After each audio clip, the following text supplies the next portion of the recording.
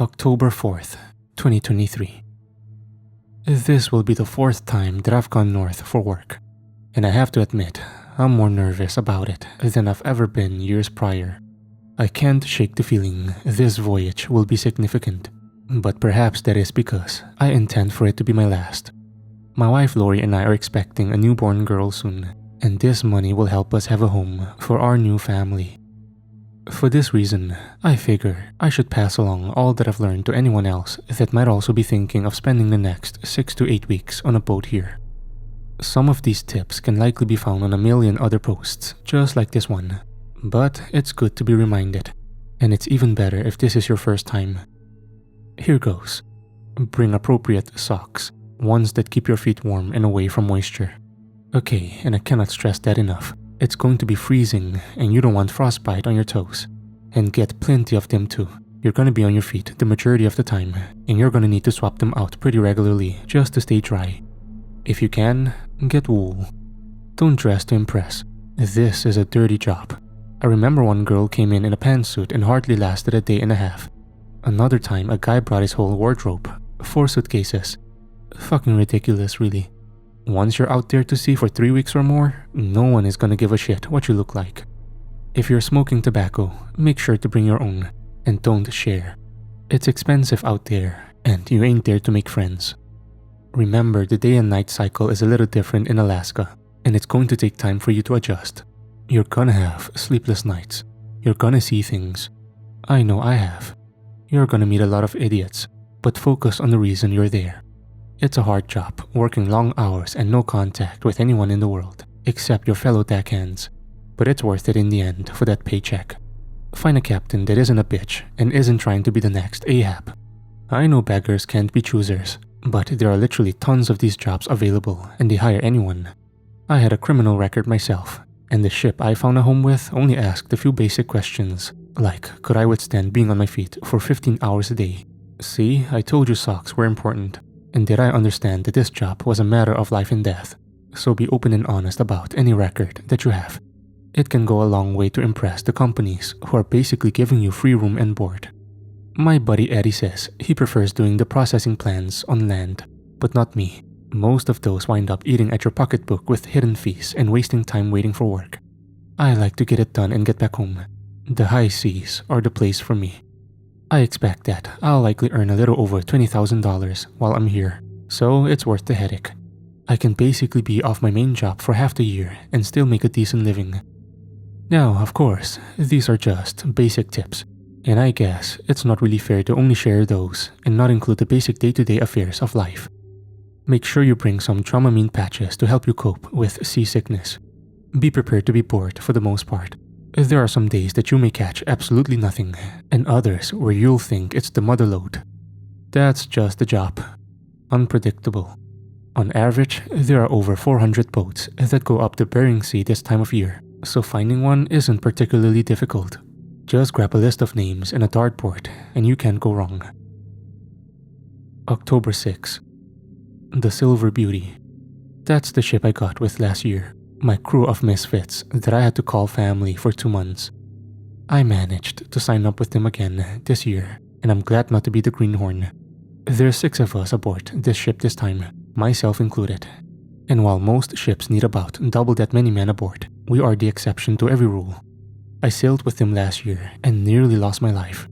That's because of an incident that happened while I was working on the cages. We actually lost one of our deckhands, Lucky Pete. A crane malfunctioned and smashed his leg because he pushed me out of the way. We were over 32 miles from shore, so he bled out. I was now the one that got the moniker, told that if it hadn't been for Pete, I would be crushed entirely.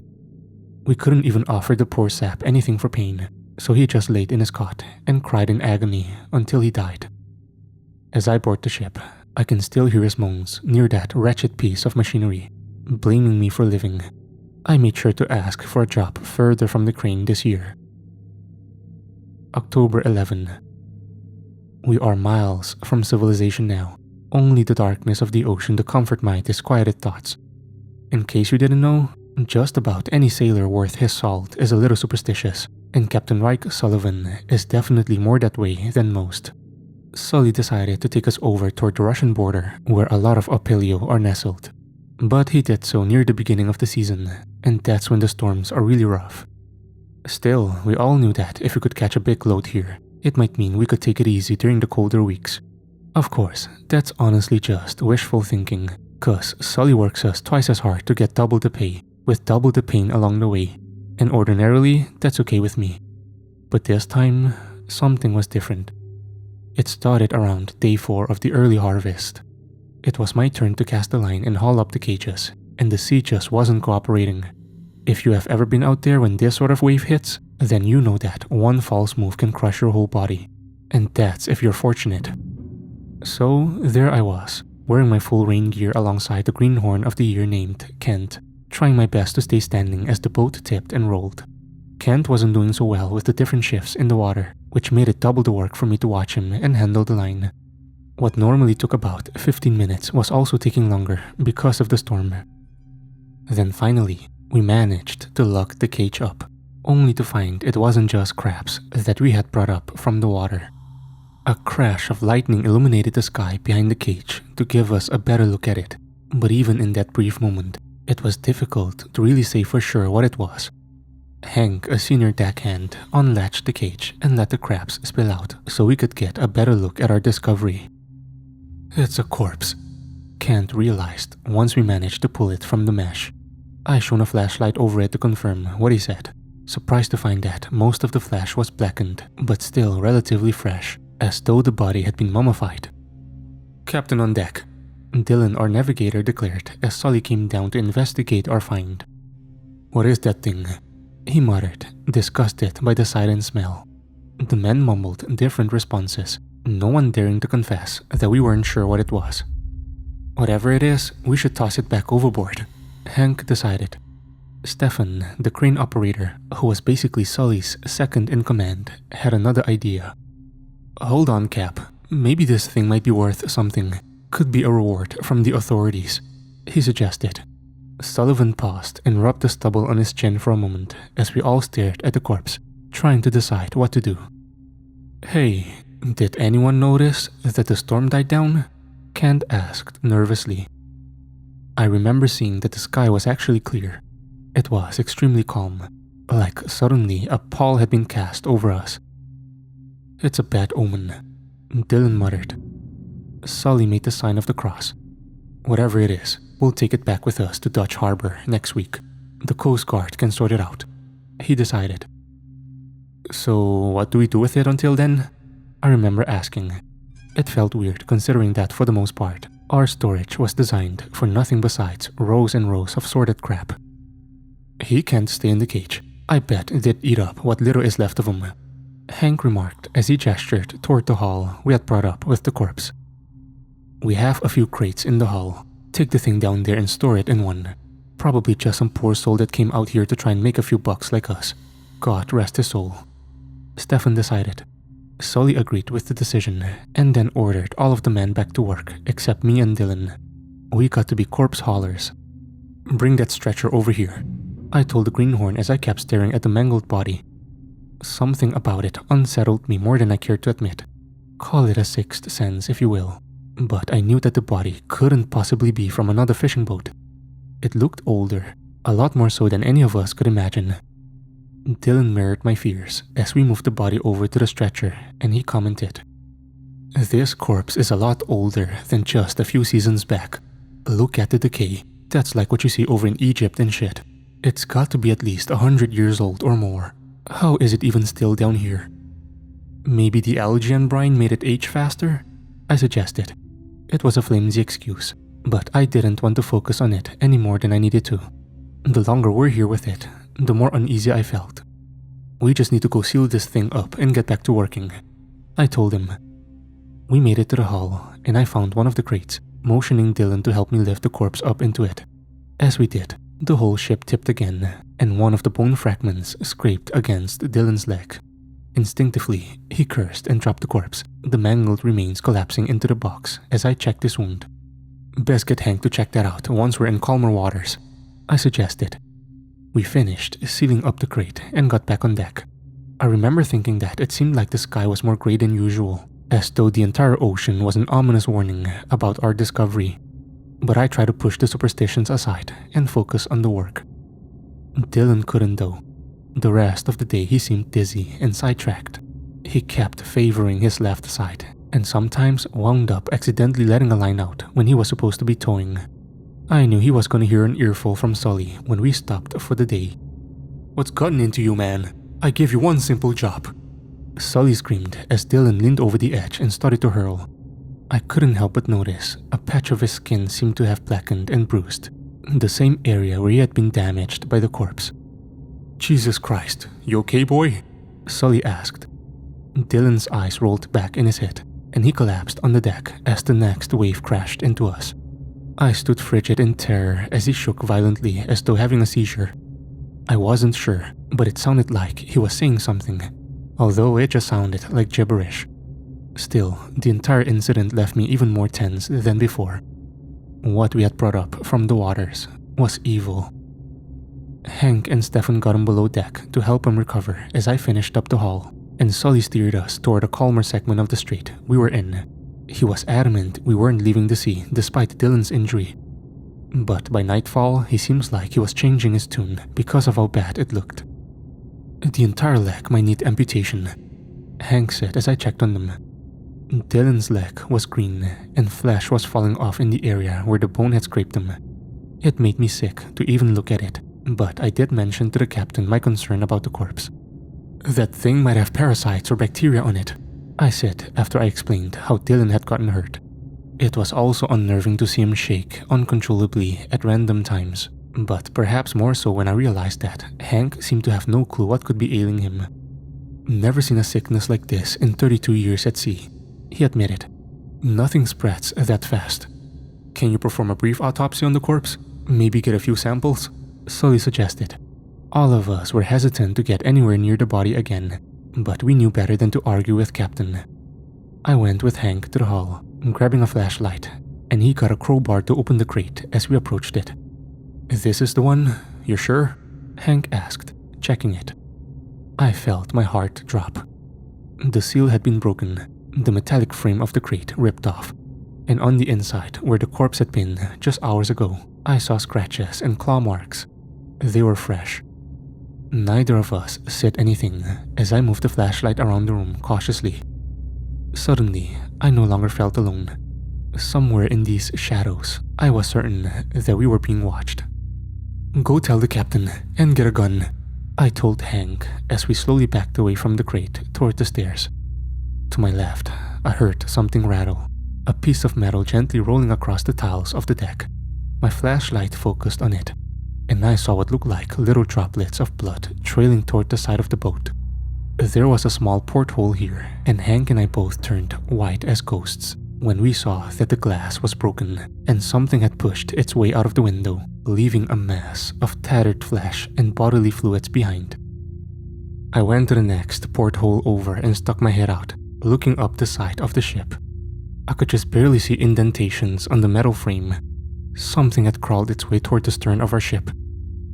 Then I saw it. A dark silhouette dangling from the side of the frame, just near the crane. Carefully, I pulled my light up to see its lanky half-rotting body. It was larger than I anticipated, as though once it had become reanimated, it had grown twice in size. A splash of waves hit me, causing me to drop the flashlight and cuss, and the creature turned its head toward me, revealing a ghastly slanted face with elongated torn ears, misshapen nostrils, and jagged teeth. The last thing I heard as Hank pulled me back in was a shriek, like it was on the hunt. Hank didn't even need to ask what I had seen. My trembling features told the whole story. Then, a long blackened arm reached through the porthole with a snarl, its large claw-like fingers grabbing at the older man and slamming him toward the wall. I shouted his name as I heard the reanimated corpse scream, and Hank tried desperately to get away, the monster ripping his ear off as he was continuously being pulled through the distorted metal. I grabbed the crowbar that Hank had been holding and swung at the arm, hitting it repeatedly until at last the creature let go. Snagging him up, Hank covered his ear and tried to push away tears as we ran up the storage stairs to the open deck. I didn't turn back to see if the creature was following us. instead racing across the wet floor to where I saw Kent preparing a line and shouted, "Get inside, now!" The younger man turned to us, his eyes widening as he looked at Hank and then saw something above us. A moment later, the creature had hurled its body across the frame of the boat, right on top of Kent, pushing him down and pulling his chest open like it was little more than a stuffed animal to it. I covered my mouth watching as Kent begged us to help, backing away toward the mess hall. Hank and I got inside and I slammed the door shut. The last thing I saw was the poor man's pleading eyes before the monster ripped them out. Stefan was still there, monitoring Dylan, looking confused as he saw Hank's injury, and then watched me push the table over to the door to jam it close. "What the hell? What is going on out there?" he asked. Hank sat down next to the stove, using the fire to cauterize his wound as he winced in pain, and I did my best to explain what had just happened. "That corpse isn't dead. It's like a living monster or something. It just killed Kent," I told him, trying to catch my breath. Stefan gave a skeptic look, then heard the strange guttural noises from outside and reconsidered. "What in God's green earth is that?" he whispered as he got a look at the creature while it finished off Kent. Behind us, we heard Dylan stir and cough, hardly able to form words. He was trying to talk. I heard a single ragged word from his parched lips. "Draugr. We have to kill it with the sea. Sink the ship if we have to," he mumbled as he tried to sit. I got a good look at his sunken features and yellowing eyes, realizing that he was almost entirely infected by the beast now. "It's inside my head, Frank, like a termite gnawing on a log. It's skittering around in my thoughts, telling me I need to kill you, tear your flesh apart and feast on your bones," Dylan said as I realized Stefan had wisely already strapped the boy down. How long those restraints would hold was up for debate, I realized as he lurched forward and the entire thing shook. "It will infect you next. All of you. You have to kill me and destroy this ship before it gets back to port. It's the only way," he begged. I looked out the other porthole, realizing we were in fact moving east again. "Captain made the call days ago, and he's pushing us to Dutch Harbor faster because of this mess," Stefan admitted. "Where's the captain now?" Hank asked as he stood up after finishing his stitching on his ear, a little dried blood leaking down his cheek as we all heard the strange monster search for a way to reach us. "Up in the observatory. Shit, that thing will go after him next," Stefan realized frantically as he moved to push the table out of the way again. "No, we can't leave. Out there we have nowhere to hide," I warned. Stefan pushed me away and gave the empty deck a quick glance. "The two of you need to distract it. Topple the cages and make noise over on the starboard side. I'll make my way to the crane. With luck on our side, I can use that damn thing to knock the monster back to the waves," he decided. I gave Hank a look that told him I thought the plan was idiotic, but honestly, I couldn't think of anything better. All those tips and tricks I'd managed to keep in my head for years felt useless against this living nightmare. On the count of 3, Stefan instructed, ready to race across the deck. I don't remember those words or what happened next. I focused on my task of pelting across the crab pots. I thought of all the times I had been instructed how to properly prepare them, make sure none of the crabs made it out. All of that was now going out the window as I released the first and second latch and then pushed barrels of raw meat onto the floor, anything to confuse the monster. Across the boat, I saw Stefan hurrying up the crane ladder, shouting at us to make more noise as my eyes searched for any sign of the Draugr. It was standing there amid the bait, almost 8 feet tall. It looked healthier now, leaner and more strong than I cared to admit, but every bit as vicious. The boat rocked as it moved toward us, and I tried to think of what to do. "Get to the captain. Steer us away from port," Hank ordered me, pushing me toward the observatory stairs, just as the creature made a long jump straight toward him. I didn't dare look back as I went to the captain's chambers, shouting for him to alter course. Then I saw his body, split in two against the wheel of the ship, his eyes still open in agony from what the Draugr had done to him. A second later, what was left of Hank smashed against the observation glass, his innards sliding down the side of the ship. As I stared down at the seemingly unstoppable beast that stood in the center of the deck, Hank's body fell through the shattered glass, tumbling over the foghorn, which made the creature surprisingly freeze in place, as if confused by the noise. I decided to hold on it further, shouting at Stefan to finish the job. The loud noise made the Draugr an easy target for our crane. My mind flashed back to Lucky Pete as the metallic hook slammed against the creature, flinging it up in the air and overboard. I stood there almost in a hypnotic trance for the longest, overcome with the trauma of all that had transpired. Hours later, we have sent the corpses of Kent, Hank, and Captain Sully to the watery grave. All that remains now is Dylan. We've sequestered him in the mess hall, and Stefan and I are unsure if we can even get inside to risk finishing the job, because all we hear are the same strange noises the monster made. Dylan is likely too far gone to be saved, but I will wait till daylight and then finish the job while Stefan focuses on getting us home.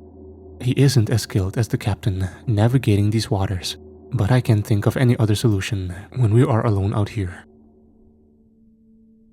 October 15. I woke to the sound of something hitting the water and stepped out on deck to see Stefan had just pushed the last of our supplies over the railing. "What is wrong with you? Are you mad?" I asked him, getting a good look at his complexion. He showed no signs of the corruption that had taken Dylan, but still clearly was losing sanity fast. "We don't know if any of this is cursed. Look at the sky, Frank. It's a clear day, but still as dark as the witching hour." I did as I was told, disturbed to realize he was quite right. The sea was so calm, we couldn't even use the currents to push us, and the air was dead. All around the boat, I saw fish slowly dredging up from below. Nothing was able to stay alive as our little boat moved through the waves. "We are cursed. We must kill that son of a bitch now if we hope to even have a fighting chance," he insisted. I looked across the cage floor to the mess hall. It had been eerily quiet all night. Had the transformation finished? Was Dylan in some strange hibernation? There was only one way to find out. I went to the nearby debris from the cages and got a splintered wooden pike, grasping it firmly as I told Stefan I would finish the job. "No matter what you do, move the boat south. If I get turned, I will take myself out before the infection has a chance to spread," I told him. I walked across the crate floor and flung the mess hall door open, half expecting Dylan to lunge at me when I did. To my surprise, he was instead sitting stiff on the cot across the way, his legs still shackled, but looking nothing like the boy I had met days ago. His skin was now entirely a cool blackish blue, as though he had been bruised from head to toe, and sharp black veins ran from his neck to his creases around his blackish yellow eyes. His hair was a pale and crackly brown, and his teeth were like sharks, needling outward as he looked at me with a curious ferocity. He was at least twice as large too, the clothes hardly fitting and leaving behind a bulging bulk nightmare of a brute. I wasn't sure the shackling would even hold him enough for me to get across the room and stake his heart. "I can smell your fear," the boy spoke. His voice was raspy, and his breath rancid. "This will be all over soon. I can free you," I told him as I took a tentative step forward. "Strange. I was about to give you the same offer." "Let me end your suffering, Dylan. I owe you that much." "The boy you knew is gone. I am a new form, not of the living, nor the dead. I walk a path meant for gods, one where suffering is not a curse, but a blessing," he hissed. He stood up, the metallic clasp on his leg buckling easily. "I could crush you like a twig where you stand, tear your flesh from starboard to port in a matter of minutes, and make sure you felt every single moment of it," Dylan rasped. My heart beat faster as he proved his point by crossing the room in a mere second, towering over me now. "Do you know why you still live?" the Draugr asked. In response, I raised the stake up and slammed it against his chest, desperate to drive it in. It didn't even make the behemoth flinch. Instead, he pulled me up like a rag doll and took the stake out and pinning me to the side of the door with it, where I hung like a sinner from the crucifix. "Let me show you the wonders I am capable of," Dylan told me as he stepped out toward the deck, his eyes focusing on the observatory. He raised his hands up, just as I saw Stefan realize what was happening. And then, the towering vampire transformed into a swarm of deadly flaming bats, Their endless shrieking swirled about towards Stefan, smashing into the glass like bullets and slicing at his flesh aimlessly. I heard him scream and beg for help, but there was no one left. It didn't stop for hours. I hung there against the hull of the Silver Beauty for a day, starving and waiting for Dylan to return and finish me off. He never did. Instead, the ship hit against rocks, and I found myself at the mercy of rescue workers after 3 days, looking like a mad sailor that had lost their entire crew to the merciless ocean. When they let me down, they asked if there were any other survivors, and I thought of Dylan. I had no idea where the Draugr had disappeared to, nor why he allowed me to live, but I told them I knew of no one. The official report I gave claimed that a severe storm had occurred and killed the others. I had grown ill and placed myself at the mercy of the waters, hoping to join them in the depths. I was told I would be given mandatory therapy for 2 months and a small compensation for the voyage. Not anything close to what I'd been promised, but honestly, I was thankful to be alive. I called Lori from a hotel that night, blubbering like an idiot and apologizing. "Why do you keep saying sorry? This isn't your fault," she kept saying, but I knew it was different. The beast now roamed free because of the incident on the boat. I hadn't acted quickly enough to kill the boy. Now all of them were dead because of me. October 17. I received a letter telling me that a small service for the crew of the Silver Beauty would be held near the port of Karl where we had first left, and I left first thing at early light to pay my respects. The harbor was quite empty, save for the office where I was told to wait. Inside, there were 6 coffins prepared, 1 for each of the crew. Wait, 6? I froze in place as one of the coffin lids opened and Dylan sat up and turned toward me. The others slowly did the same, revealing the undead crew members, some of whom looked like there were hardly a mangle of flesh and bones left. All of them under the thrall of their new master, who gestured toward the empty coffin on his left. "The sea waits for us, my child. We must return and tread across the dark waters to be found once more," Dylan told me. My finger touched the rim of the coffin as tears streamed down my face. "Please, I have a wife and a child on the way," I begged. "Who else do you think I would call to cast us off?" the Draugr responded. I heard the door to the viewing room close, and my heart shuddered as I saw Lori standing there, drenched in fresh blood. A hole was ruptured where our unborn had once been, and I realized the monster had targeted her first to regain full strength, to ensure my cooperation as a dark servant. Lori crossed the threshold and offered me a knife to finish the task, and I wordlessly took it, slitting my wrists as I climbed into the coffin. "Do not fear, my love. This is only the beginning," she swore, her dead eyes smiling down at me. I shuddered and cried, fighting against the dark as the coffins closed shut. What came next was only the inescapable horrors of death. October 21. A ship found my body 23 miles from Dutch Harbor. I am still shaking from the cold. They have questions about why I might attempt a funeral at sea for myself. I have promised I will answer all of them once they gather the crew together. They are wary of trusting a man they dredged up from the ocean. But I will show them the new path that has led me here. I will lead them to the dark depths. My master has prepared for us. Below